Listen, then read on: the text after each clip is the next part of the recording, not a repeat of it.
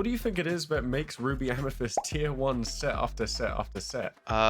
Do you think the reason Ruby Amethyst might have an edge in 2-game format is because its toolkit is quite well suited to being able to win on the draw and going second? Yeah, I mean, yeah, I would definitely recommend Ruby Amethyst as a deck to take to one of these challenges. The only suggestion I would give is just to make sure.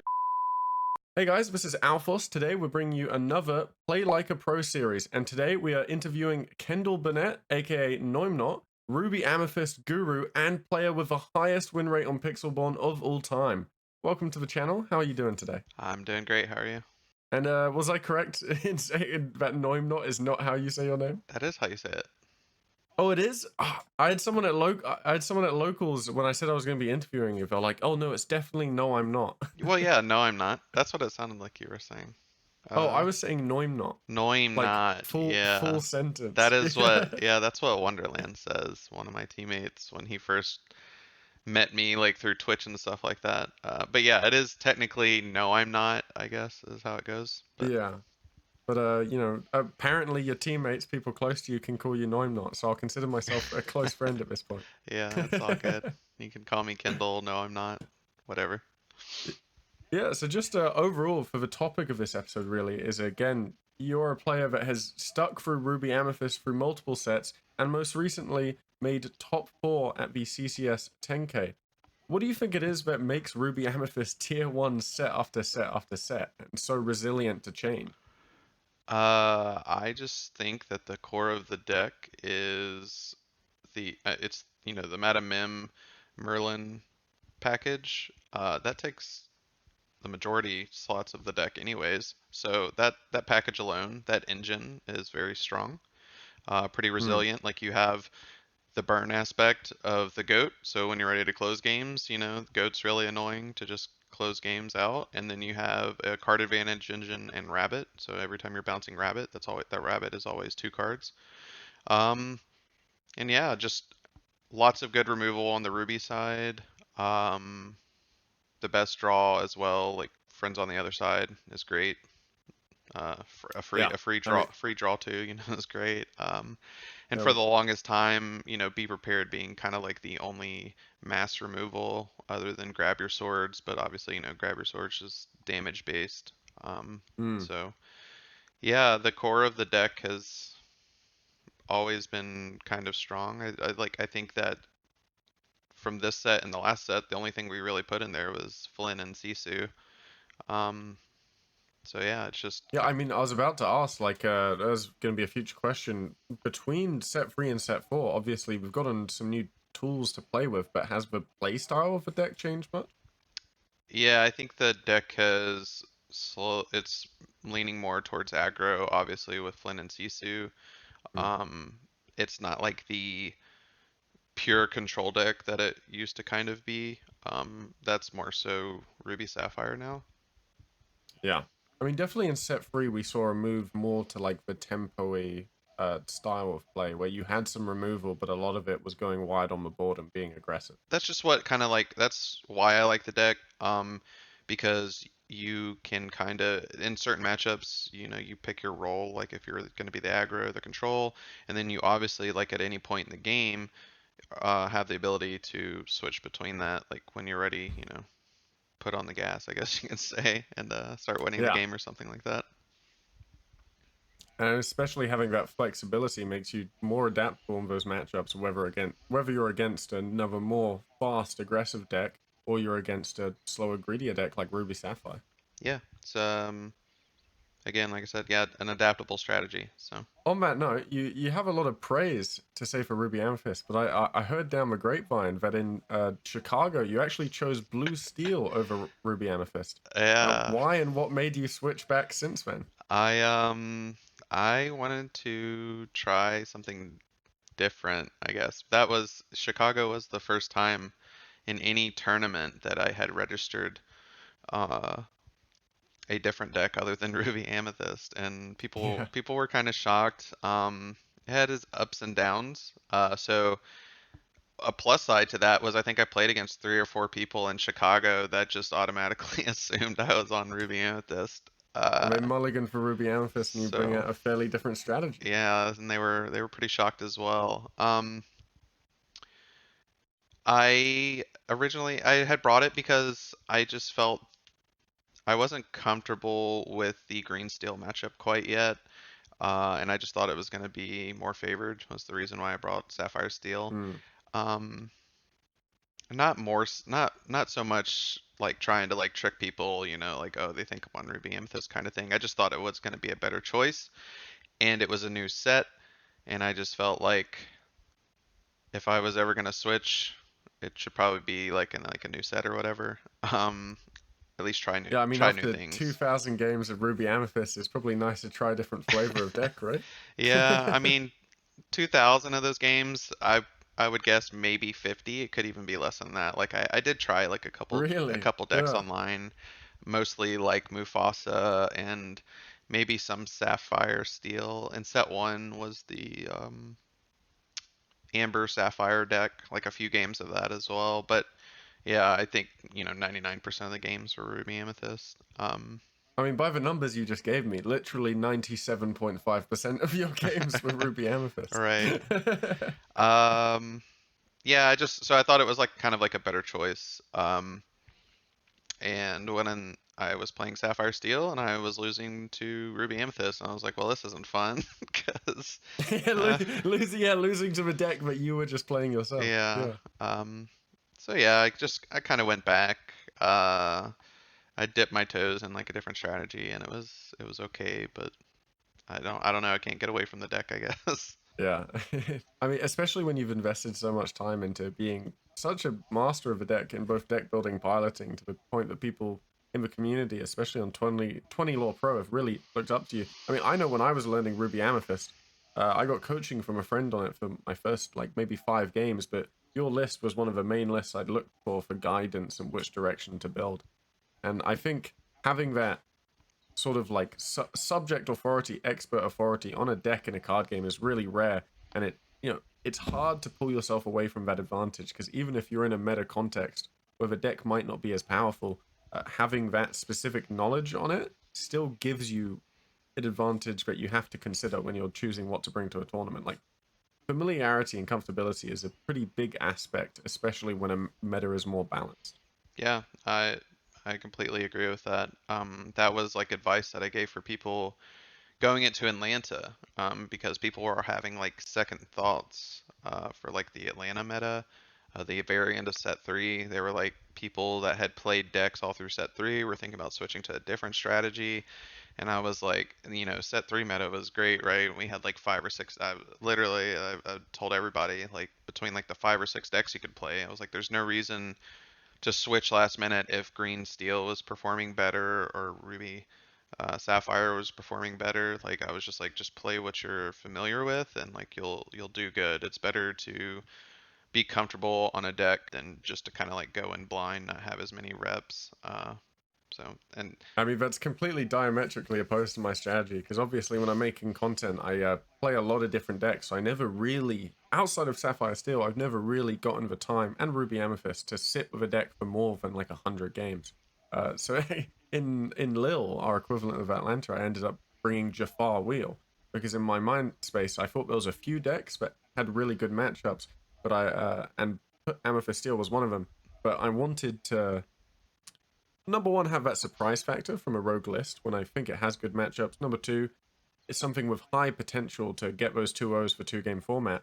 But also, by playing a list that was more rogue, I would have less of a disadvantage in the mirror because I didn't have as many reps into some of the more mainstay meta picks as other people did.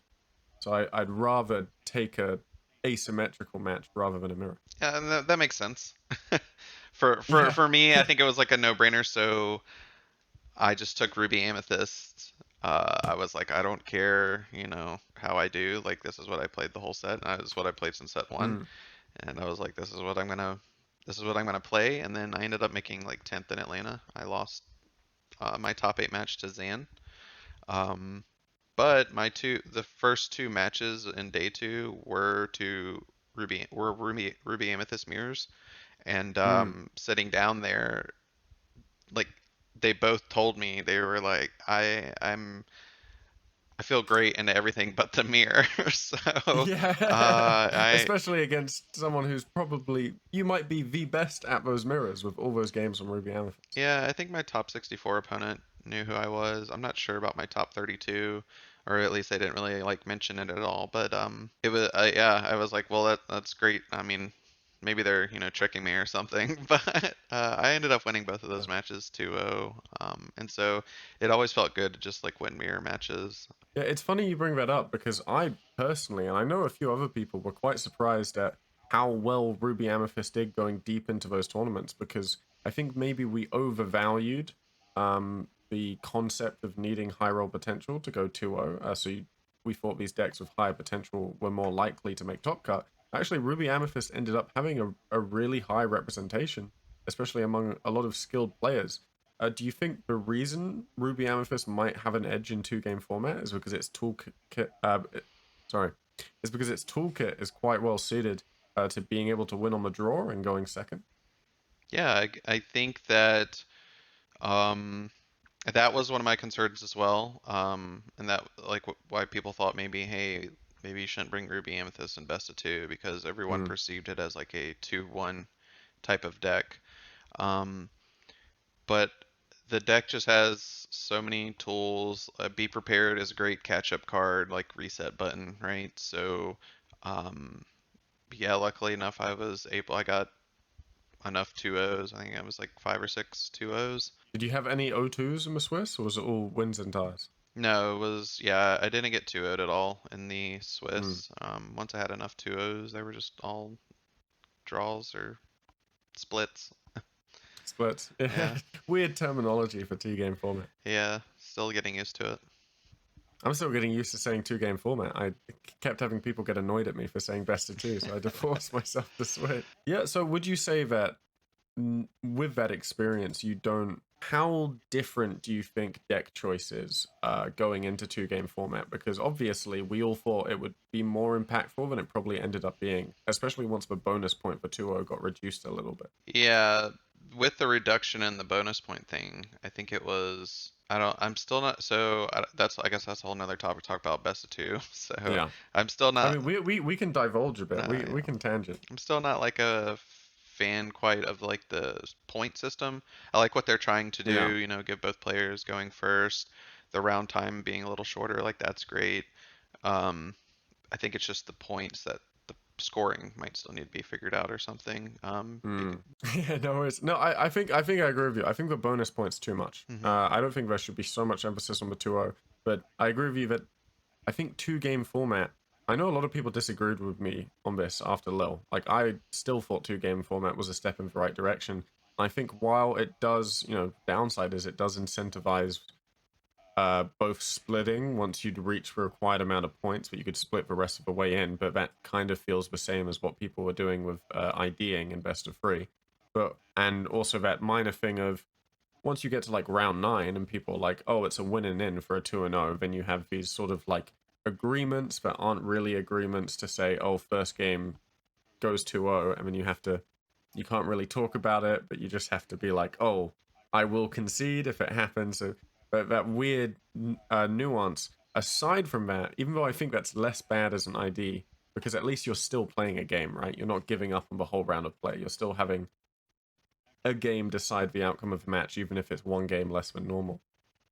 Aside Mm. from that, I think getting rid of that play draw advantage and not really shortening the round times, but it feels like two-game format promotes healthier play for the most part. Because playing for time is less of a thing as well, like stalling for time. I really felt that difference for sure Yeah, in the those round tournaments. time.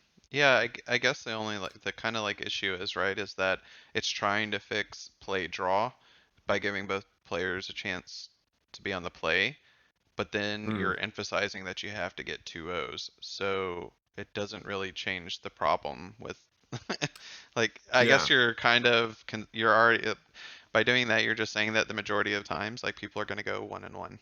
Um, but you need a bunch of 2-0s. So kind of weird, but it yeah. does for so as far as like for Ruby Amethyst in 2 games, I did change my deck like a little bit for Atlanta. I always was playing Teeth and Ambitions, and I felt that that helped kind of like over the course of 3 games, like it would help quite a bit. Like it's like Teeth was always it's inkable and stuff, but like that was something that I Mm. changed for Atlanta was I completely cut the Teeth because I wanted to be just more linear. Just have like just go 1 drop, 2 drop, and then surf a mini castle. So that's like something that I did like to like I made that change. So I think my original thought was that it does kind of affect like deck building choices because Yeah. it does emphasize that you do need more 2-Os. With this new set, You, I think that, you know, it's already doing that anyways with Flynn and Sisu. So you have that kind of like polarizing like start to some games that you can just get you wins whether you're on the play or draw. yeah, on the note of it changing deck building, do you think it emphasizes hedging more against your bad matchups, or just giving up on them and, as you say, playing more linear and optimizing your game plan and just hoping you avoid the bad ones? Because the idea of bringing a deck that has polarizing matchups is that in theory you get more 2-0s and you just hope you don't get into enough of the bad ones. Yeah, that's I agree with that. That's like my change with Atlanta was my bad matchup during that set was Amber Steel Flutes, and that's why I always played Teeth, just because Mm. at the time like Zan is local to me, and like there's a lot of flute players that were local to me, and I was like I just that was a bad matchup, and so in Atlanta for best of two, I was like, well, Flutes is like a bad matchup, but it's not going to be that played. So I was like, I'll just give up that matchup. I'll just cut teeth, and try to just get more 2-Os against the red blues and blue steels and green steel at the time. So Yeah, I mean, I know I was personally seeing a lot of Amber Steel online just before Low on Atlanta, and my deck did really badly into Amber Steel. And I was like, oh, I'm going to bring the deck anyway, but I sure hope it's not as represented as it is online. mhm. And then I didn't end up seeing a single one all day. Yeah, I So it just think goes to show how different the online practice can be to the field you see in such a large event. yeah, I think my first Amber Steel I played against in Atlanta was um playing for top eight against Ann. So Uh, yeah, it's very hard to read a meta for a big tournament like that. It's 2,000 people. I don't even want to try to think about like a lot of those people Yeah. probably didn't even play online. So, very hard And to, there's other factors like card accessibility, right? finances. Yeah, definitely. I think that kind of shows with like the new set right now, the Emerald Steel deck just being probably the best deck, but also, you know, 2, 3, 4 times the amount the amount of money of Yeah. any other deck. So, um, Is it like $800 right now? That's insane. That's like a yeah, Yu-Gi-Oh deck price. yeah, it's Yu-Gi-Oh deck. It's like kind of on the cheap end of, you know, older Magic decks, basically. Like for, Mm, so for a newish game, people might kind of be cautious on like spending that much kind of money on a deck, but yeah. I think I'm glad that we still have some cheaper decks in the meta. Like Ruby Amethyst is really cheap, Blue Steel's really cheap, but then Red Blue's like pretty expensive, and Emerald Steel is exorbitantly expensive. If you're just getting into the game and you wanted an easy deck to play, my recommendation would be Emerald Steel. But because the cards are so expensive, it makes it really tough. yeah. I think I would recommend Ruby Amethyst or Ruby Sapphire. Yeah, I think Ruby Amethyst probably teaches the fundamentals better. Yeah, but like, Ruby Sapphire is an interesting pick though because it's very control oriented, like quite a polarizing strategy, like different way of playing the game. So, what do you think it would teach a? Do you think it would be more beneficial for a player to learn that style? it can be like my brother's like fairly new to trading card games, and he's been playing Ruby Sapphire for a while. I was mostly recommending it for like the finances of the game because Yeah, once you have like the red cards or like the expensive cards, so then you can buy either the cheap purple or the cheap blue cards and have like access to 2 decks. Whereas, um, I guess if you did buy Emerald Steel, that like you'd have some kind of blue steel port a little bit, mm. but Yeah. That Ruby core is very transferable with those staples like Maui and now Sisu and Flynn. Because I mean, on the note of Sisu and Flynn, we are talking earlier about being more linear. Do you think Ruby Amethyst, your current build that you played in the CCS 10K, is quite linear? Like, how often were you playing that Chernobog, Flynn, Sisu, Queen's Castle line, and how impactful do you think it was in your matchup? So Flynn Cesu, the one drops aren't so much important, I think, in this format. Mm, Flynn Cesu was great. It's not really my preferred play style, but I think if you don't play it, I believe like you could play without. Cisu's just a great card on its own. If you wanted to play yeah. something like Cusco or something in place of Flynn, I think you could still beat the Ruby Sapphire and the Blue Steel decks pretty easily, like without the Flynn Sisu combination. I was finding like I could still like, play like long grindy games against them within like being reasonable, obviously, because I have Dime. But um, yeah, the Flynn Sisu enables for some just kind of free wins that, you don't have to necessarily think. I mean, it's sort of just like one of the big questions in the meta, kind of like Diablo, right? If you don't answer it, you're just going to lose. Yeah, one trigger is kind of manageable, but that's really all you're even looking for anyways. But two triggers Mm, is just like almost just game ending. Yeah, I think between the last set, I always played like two of the queen's castles, because I did play more of a control style. And the way that I played the deck was that I would always play the queen's castle just when I was ready to, once I had established control and was ready to win the game. Now I'm up to four Queen's Castles, and I think the majority of lists are, and I think that's probably just correct because now you're just a more aggressive deck.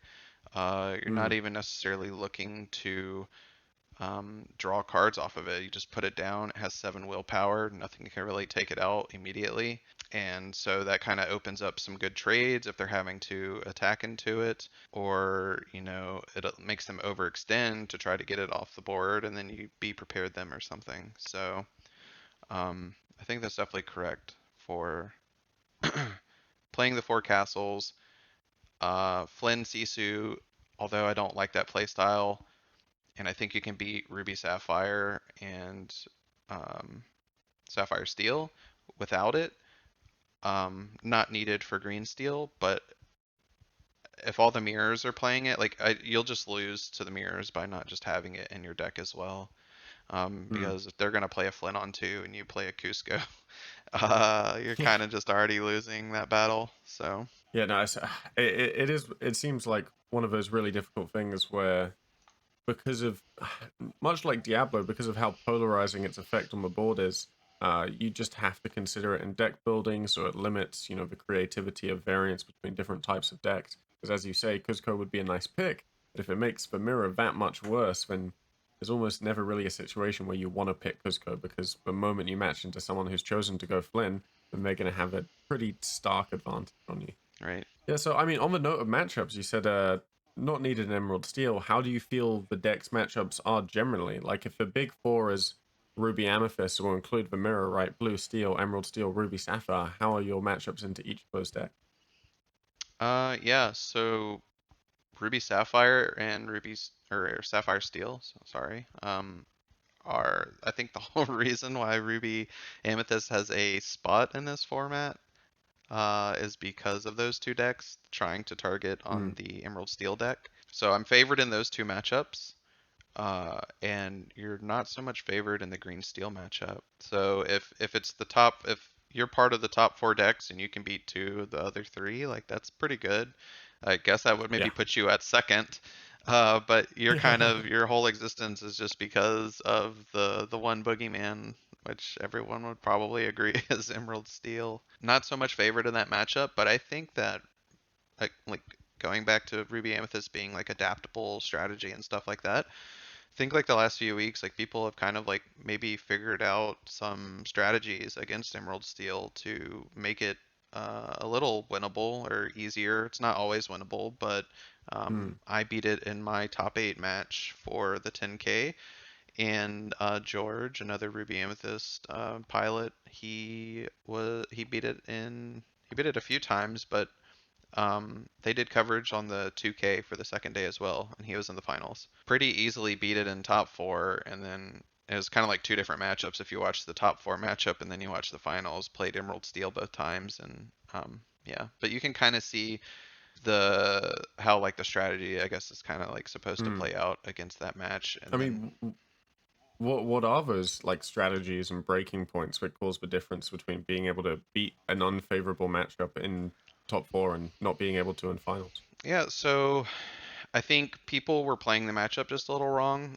So they were playing like their one drops and they were trying to do Flynn Cesu, and Emerald Steel still has they have pretty good discard. So they were making the mistake in putting characters onto the board, and they were also having to discard, and then they were losing their characters. And when they you kill a Flynn, like that's not a Cusco, right? It's not replacing itself. It Mm, just dead.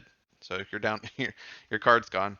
Um, so you would run out of cards, and you couldn't get up to like 6 ink a lot of times.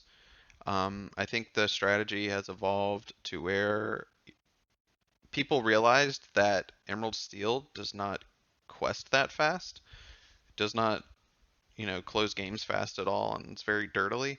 yeah. So it's a bunch of one questers, unless if they have like Shift Pegasus line, that's like the most pressure they can kind of put on you. So you just realize that like you can just kind of ink and play a bunch of draw spells until you get to 7, and be prepared them.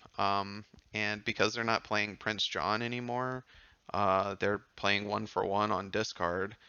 They normally have no cards in their hand, and you be prepared them. And then Mm. you hopefully you still have a couple cards at that point, and you're able to win from there. And normally, they're at like 10, maybe 10 to 14 lore. Um, so I guess that's sort of the strategy, is just, only playing cantrips or cards that replace themselves, playing your draw spells, and trying to obviously remove Diablo so they don't get any sort of advantage, extra card advantage, until you're able to be prepared them. Yeah, so that actually brings me to the big difference between your list and the other lists in top eight with Ruby Amethyst is that they opted to only play the four Chernobog's followers and instead play more removal. But you had those three magic brooms. Do you think were they played specifically for Emerald Steel, and do you think they had a pretty large impact on being able to win an unfavorable matchup? So on paper, I think I was playing them from Emerald Steel. The main reason was inkable counts. So our lists were very similar, other than I have 3 brooms, and Luca was playing the fourth Maleficent and 2 Tremaine. Um, and I was actually on 2 brooms and 4 Maleficents and changed it like the morning of, just to like Mm, have an additional 1 drop.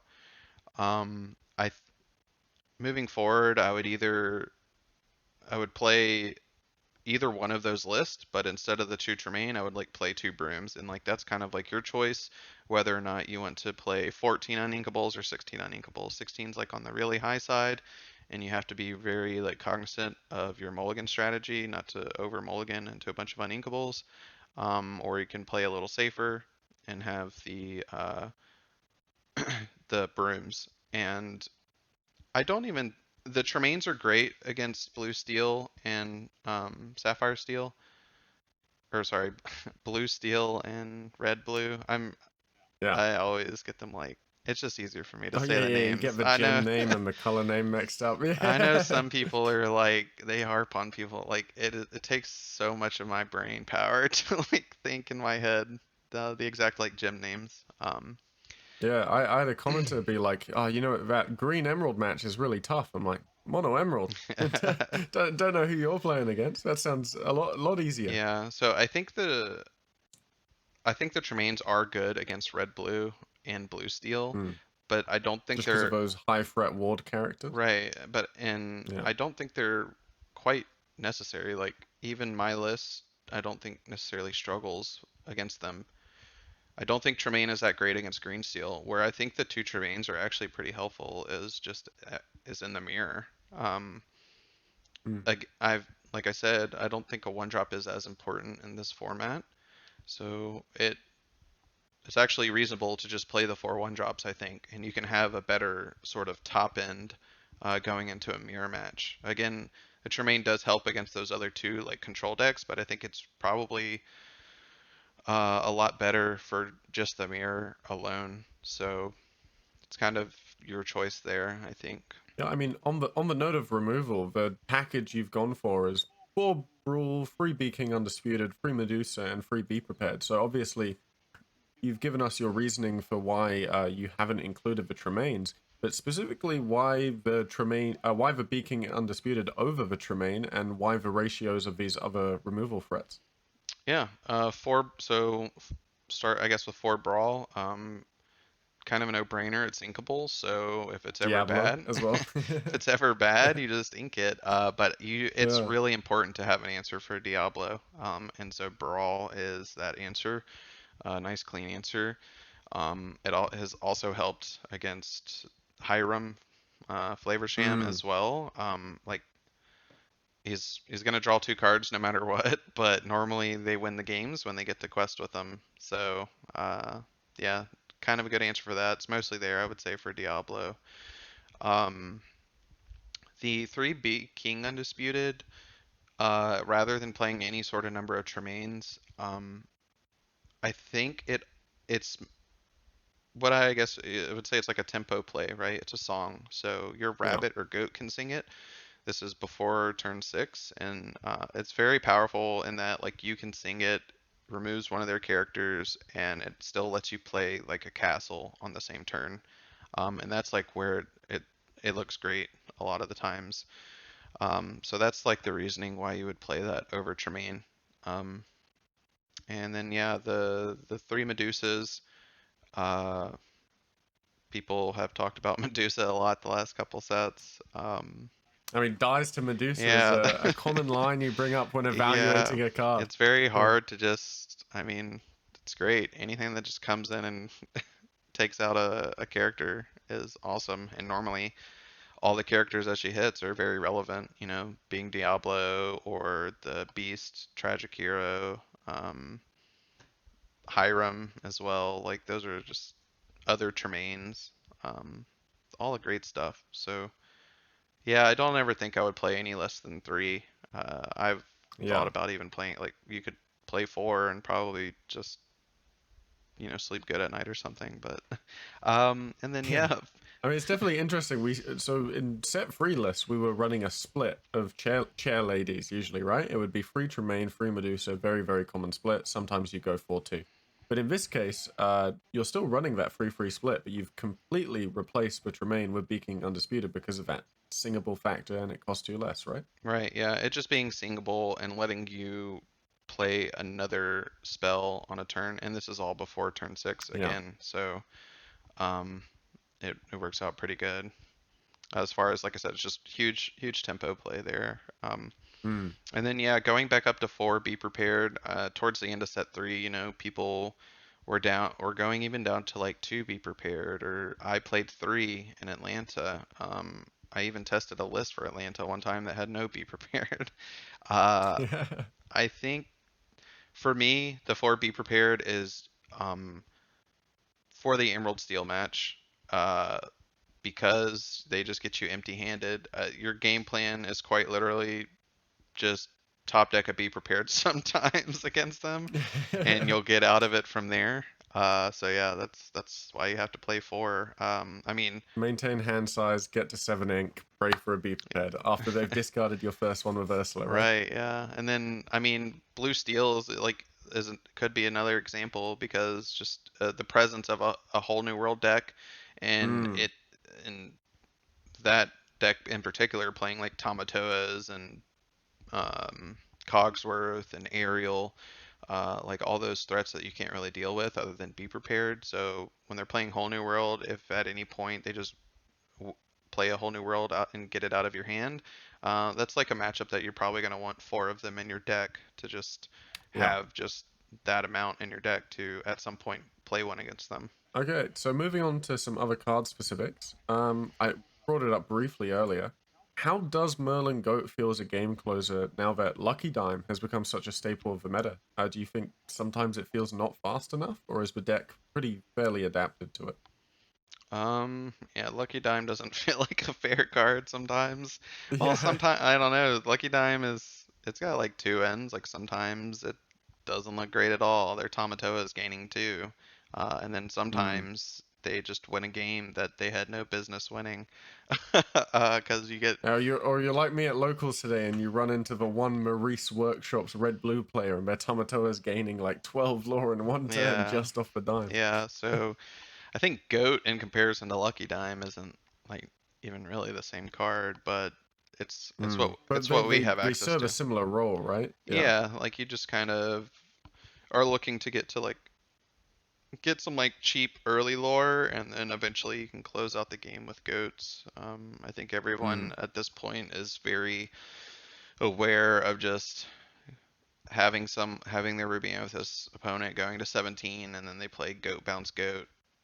And you're just Yeah. like, oh, I mean, okay, very cognizant of that threshold, right? right, Like, you know exactly how much ink they can do the goat bounce go. So I think in set two, it seemed a lot more overpowered than it is now because we're so used to playing around it and understanding that threshold. right. Okay, well, that's about it for all the card specifics I'd written down. But I did have one question I wanted to ask you because with recent news of the was it top 15 win rates on Pixelborn, how do you stay so consistent and motivated to play after thousands of games of ladder and still maintain a high win rate? Like, do you never tilt or get bored and want to play a different deck? As you said, you only played 50 games of another deck, right? Yeah, I mean, if you looked at those stats, I mean, those are pretty great stats, I guess. But like 1900 something games wasn't even close to like the top amount of games played. I don't think I was even top 100 on total games played.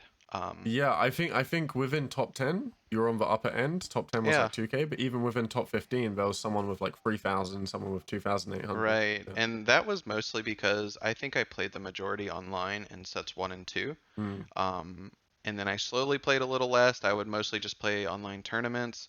And I slowly got more busy with just doing like coaching and stuff like that. So I played mm. less and less of like ladder play and stuff. But yeah, I guess maybe that's just a nod to I just love the deck and the strategy. Yeah. I would say the majority of those games were set one when I made number one on the ladder. Oh, so that's even more impressive because those games took a long time. Yeah, and people always said that a lot because, yeah, I would play Ruby Amethyst, and the Ruby Amethyst mirrors in set one, and you're looking at a best of one ladder play, and your best of one game takes an hour. Um, Yeah. so you definitely have to like sit down and be ready to play. But I don't try. I enjoy playing the deck, so that's what made it fun for me, I guess, to just keep to Mm, play it for that long. Um, and I try not to tilt. I've played card games for a long enough time now that I don't necessarily take winning for granted or anything like that. So, you know, yeah. if I lose, it is what it is. Like you just fire up another game. So, Yeah, I definitely think I've come to experience that too. I think tilting is just something you let go of at some point because you realize it's really not helping you learn. And if you can just keep playing, then you're still going to keep learning, and the result is a lot less important, especially yeah, when, at best, the stakes are going to be ELO on a ladder. But ELO on a ladder isn't converting into any tournament wins, right? And even then, you want to build that ability to not tilt. So it's a good training ground to sort of train your mental as well, I think. yeah. I mean, Because, it can be pretty detrimental to you as well if you are still upset about like your loss from the previous round. Like you're not gonna yeah. perform well moving forward in the tournament. So I mean, Mm, I would just try to think about, why exactly you might have lost and stuff, but there's yeah. plenty of more I games think a that you're lot gonna of play. traditional advice for tilting, right, is to just stop playing. And I think that's really good advice if you're just trying to have fun. But if you're trying to improve, you should confront that feeling and get over it, really. Like, just try and train yourself that you not become numb to it, but more able to accept a loss and learn from it, rather than just like bottling it and pushing it to the side. Yeah, I agree. I think we're getting close towards the end here, but just to if you have any topics you'd like to bring up, but one other thing I'd like to say is in its current state, I mean, obviously you've done quite well. Would you recommend playing this deck to players like me heading to challenge the Bochum Challenge in 2 weeks? Yeah, I would definitely recommend Ruby Amethyst as a deck to take to one of these challenges. Like I'm highly considering it for Dallas coming up. The only suggestion I would give is just to make sure you're comfortable in the Emerald Steel match, Mm, because you're gonna play against that deck and you're gonna have to beat it to like win the tournament. Um, like that's for sure. Like once you make day two, there's no avoiding that you're gonna play against Emerald Steel. So you need to be comfortable in that matchup. You're unfavored there. I wouldn't even say it's a little unfavored. You're kind of unfavored. But I think if you're really comfortable in Ruby Amethyst and you've adapted to the matchup, that it should be a good pick for you. Like yeah, I would recommend it. I'm probably Yeah, I mean, obviously you've had a lot of games. Maybe not as much in set four because of a lack of Pixel One. But how would you recommend someone not necessarily picking up the deck, but picking up the deck for set four? Best be able to practice these bad matchups now that we no longer have access to the high volume of games from the online testing tool. yeah, I would as far as practicing methods, I would recommend finding somebody that that has the deck. Yeah, Uh, someone who can afford the cards, or yeah, you get the proxies printed out. playing them in paper. There are webcam sources out there that you can use. Shout out to Real Play Network. They're doing some cool stuff over there. Yeah, Real Play Network's one of them. There's also I've heard of, and maybe you can reference this, but there's like a one where you can play versus the AI. Like that might not be like the best practice, but what that lets you do is like kind of simulate like your mulligans and how you ink and Hmm. like the opening turns against that deck because Is this on like Dreamborn or something? Because I think I have vaguely heard of it. it's called inktable.net. And yeah, that I think inktable.net/LOR. But it has a AI that you can play against, and yeah, this might not simulate playing against like the best players, but what you're really looking for there, the most important parts of Lorcana, in my opinion, is just being like mulligan, inking, and like your Yeah. sequencing of like the first few turns, especially like with this deck. And then yeah, there's always like a coaching options. So Hmm. I do coaching. There's lots of other people that do coaching. Um, I that mean, could be an I option. also do coaching, and I'll ask you this as a personal question, if you're willing to share. Because I don't know how I'm going to adapt. I haven't quite figured it out yet. How have you adapted to still being able to provide value coaching with the lack of VOD review from online play? Yeah, the VOD reviews were the most helpful thing I think for coaching. Hmm. Again, I so I've people are starting to reach out a lot more, approaching set champs, and I've had a few the last like couple weeks. I wouldn't recommend them. Like one option was like they would wanted to record like webcam play, and I was like, well, I can't necessarily see your hand Without showing the and hand, give yeah. you advice. Tabletop Simulator has been brought up, and I believe like you can at least like see your hand. And personally, I'm not gonna play it, but if they want to record some games on Tabletop Simulator, like that might help. Inktable is again like probably the thing that I'm gonna like point them to the most because it's just kind of like web based. They can just fire it up, upload a deck, and like play a game or two that way. Hmm. And then there's plenty of other things that you can do in coaching.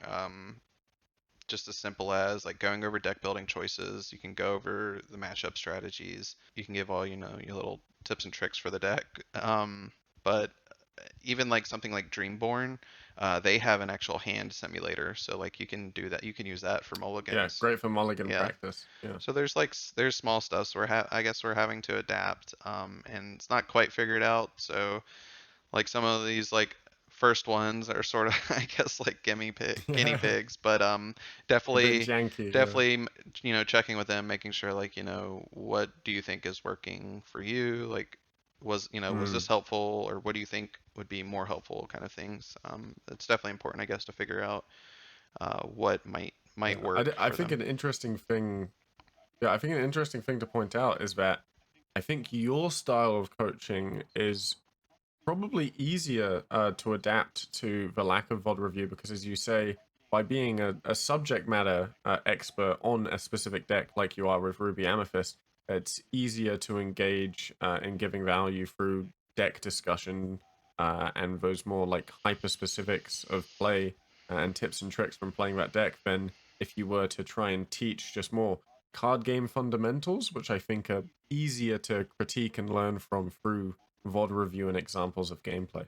Yeah, it's helpful to give both. I do like to start from the fundamentals and stuff, and that's where like the VOD reviews really helped out because there's no bias there. Like I'm not there in a call helping you through your plays, so I'm able to see like what you think like on your own, how you Yeah. know all your mulligans and stuff like that. So that's like the biggest hit as far as coaching goes. Now it is more just kind of theory craft, strategy, deck building, like tournament prep stuff.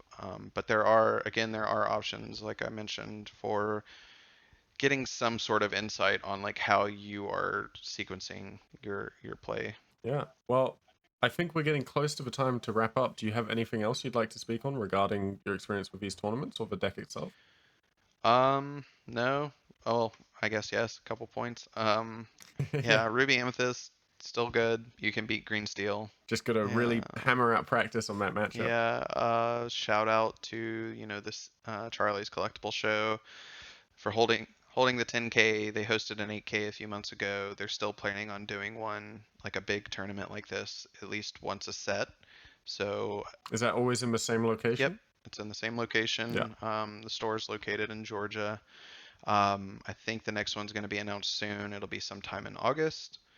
And that will be set five. I think it'll be like the first large tournament for set five because it'll be Mm. just after Toronto, and Toronto will still be the set four. Um, Yeah, because it's 1 week after set release or hmm something. Yep. So I think Mm. I think the CCS. I'm not sure as far as prize pool goes. It might be another 10K, but it'll be the first kind of big large tournament I think for the new set. So again, shout out to them. Like, big fan of these tournaments. Big fan of the challenges. I'll be in Dallas if you see me. Feel free to Yeah. come say hi. Um, and yeah, shout out to my team as well, I suppose. Team Labyrinth. Um, Yeah, we can say hi to them yeah, too. We're big fans of R&B and Humble, especially on this channel. yeah, a lot of good guys on my team. So. Anything you want to shout out for yourself, your coaching, any content creation you're still planning on doing? Yeah, I don't do too much content creation. I guess I'm getting into it, but you'll see me on a lot of podcasts. I'm not quite the YouTuber yet. Or if you need any tips, you can always Yeah, DM me. definitely. But yeah, my Twitter is actual Noimnot, or Kindle Burdette. Not Noimnot. Noimnot. Yeah. Um, so yeah, that's mostly where I'm active. I try to reply as much as I can. From my Twitter, you can find my team's page, and that will also kind of direct you for any sort of coaching as well. Yeah, same thing with 20 lore. I don't know how many times you might have plugged 20 lore in here, but that's always a good resource that I Big fans of recommend as 20 well. Law too. It's a great resource. Yeah. Yeah. Awesome community to speak about the game with. Yeah, I think that's all. Thanks for coming on and sharing with us your pearls of wisdom regarding Ruby Amethyst. And it's yeah, maybe in Dallas we'll see you back on it and not fiddling around with Blue Steel. Yeah, for sure. Definitely not Blue Steel. I'll tell you that much.